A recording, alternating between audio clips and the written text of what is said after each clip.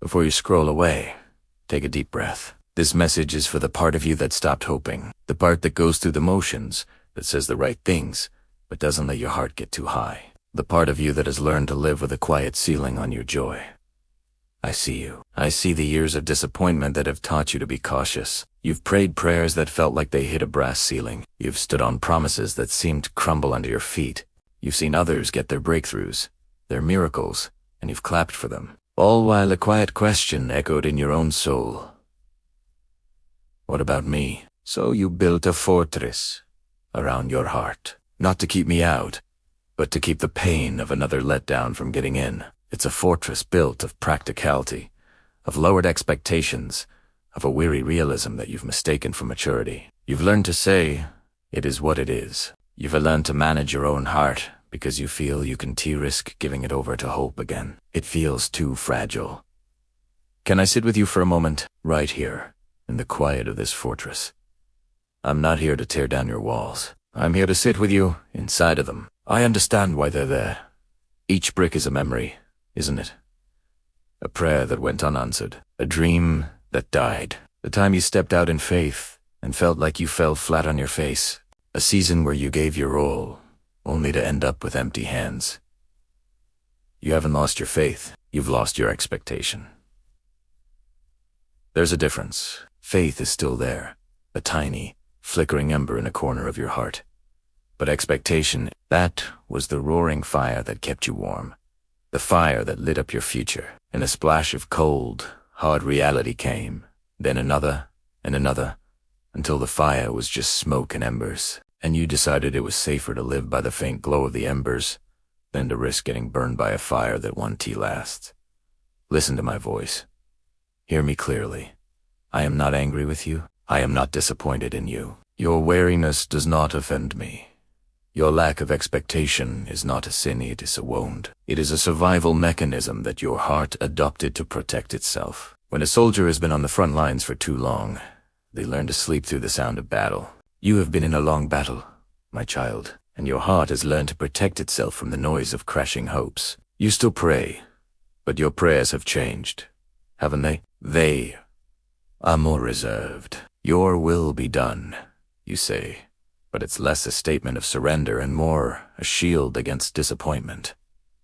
You ask, but you don't wait with anticipation. You knock, but you don't really expect the door to swing wide open. You seek, but you keep your eyes lowered, just in case you find nothing once again. Some who have stayed with this message right up to this very moment have said that hope began to return, not like a lightning strike, but like the gentle morning dew, a quiet moisture in a soul that has been dry for so long. Stay with me. I want to talk about your father. He has seen every tear. He has collected them. He knows the precise weight of the heaviness on your shoulders. He has never once looked at you and thought, why don't they just have more faith? Instead, his heart has ached with yours. When you hurt, he hurt. When you were disappointed, he was there, grieving the pain that you were experiencing.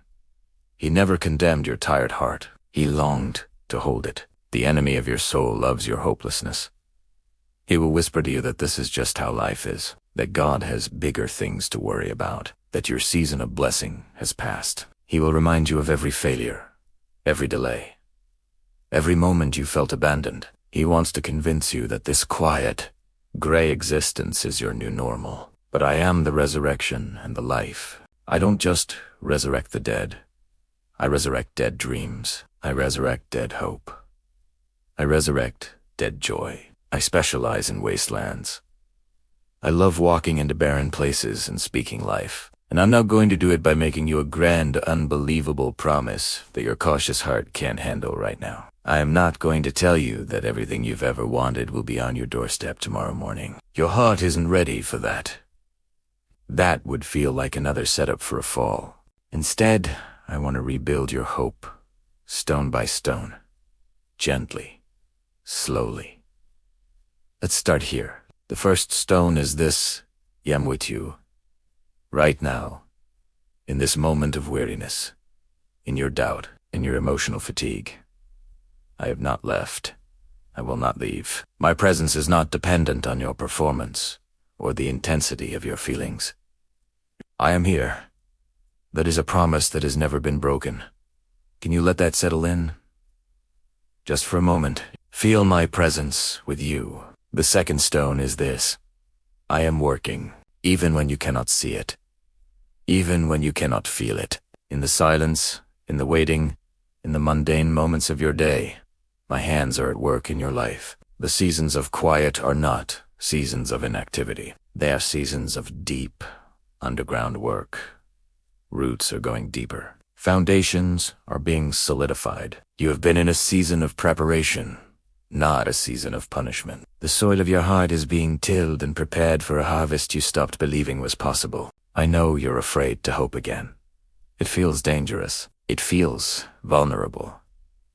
It's like being asked to walk on a broken leg that has just started to heal. The memory of the pain is so fresh. So don't try to hope for everything at once. Just start with this. Can you hope for a little bit of peace today? Can you hope for a moment of quiet joy? A kind word from a stranger, the beauty of a sunset. Let's start small. Let's retrain your heart to look for the small evidences of my goodness, the little whispers of my love. Every time you notice one, it's like a drop of rain on dry ground. It won't create a river overnight, but it will begin to soften the soil. It will begin to bring life back to the surface. Your hope was not shattered in a single day, and it may not be restored in one, and that is okay. I am patient. I will walk with you, step by step. I know the big dreams, the ones you've packed away and hidden in the attic of your heart, the spouse you prayed for, the child you longed for, the healing you desperately needed, the ministry you felt called to, the financial freedom you yearned for. I have not forgotten them. Not one of them. They are not lost to me. Your delays are not my denials. Perhaps the timing was not right. Perhaps your character needed to be forged in the fire of waiting. Perhaps I was protecting you from something you could not see. Trust my wisdom, even when you cannot understand my ways. Trust that I am a good father who only gives good gifts to his children. Now, see me standing up. The light in this room is beginning to grow brighter. The shadows are starting to retreat. I am not rushing you. I am not forcing you. I am simply extending my hand to you. It is the same hand that has the nail scars in it. A hand that understands suffering. A hand that is strong enough to hold you. A hand that can lead you out of this fortress when you are ready. You don't have to take a giant leap of faith. Just take my hand.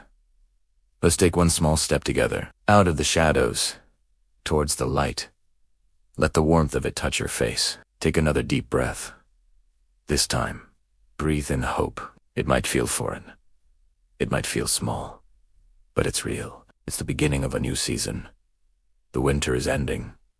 The spring is coming. If you believe that a shift is happening in your spirit right now, if you are willing to let a little bit of hope back in, I want you to make a declaration. Let it be a stake in the ground. A marker of this moment. A sign to heaven and to yourself that you are ready to start again. In the comments, just type Amen. Let that be your yes to me. Your yes to the return of hope. Amen.